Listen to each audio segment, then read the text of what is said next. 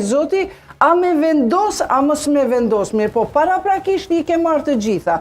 Mandej ka istihare, është me të spi, për ata që nuk falin, unë mundi me tregu edhe si ka pakës mënyra. Ma në fund mundemi për me pate ju për shembull, kemi për shembull istihare me Kur'an. Ti për shembull e ki një ofertë, a je martume? Jo, qa ty pari. Ose kemi ofert një vajzë, është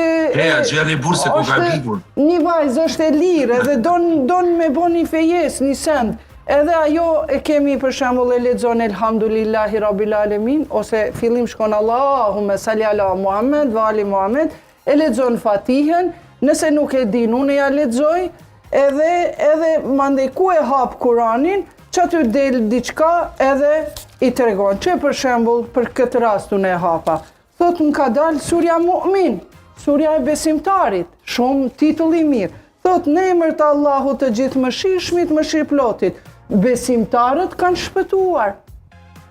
Për këtë rast unë e hapa Kur'anin, rastësisht. Ata të cilët namazin e tyre e bëjnë me respekt dhe frikë, ata të cilët u shmangën fjalëve të kota, edhe një, ata të cilët e ruajnë derin e tyre, vetëm për gratë e veta ose për robët e tyre, ata me siguri janë të paqërtueshëm. Shiko, për këtë emisionin e parë, unë e hapa me bismillah, fillim, para se me ju në emision e kam lexu surën Fatiha, salavatin. E pas ke nis me bismillah pikën e ditës. Po, kjo e kemi nis edhe është një emision shumë i mirë, me një tematik shumë të mirë, dhe ja pra doli, edhe çdo kush mundet, unë shpesha në telefon më thirin të lutëm apo më shikon në Kur'an për filon punën, a me bo, a mos me bo. Tash kjo ta dha Gjigjiku, ta dha ty një shej se kush në çfarë hapa mund të marrësh që ta bën një shpëtim të këtij popullit, se jemi në problematika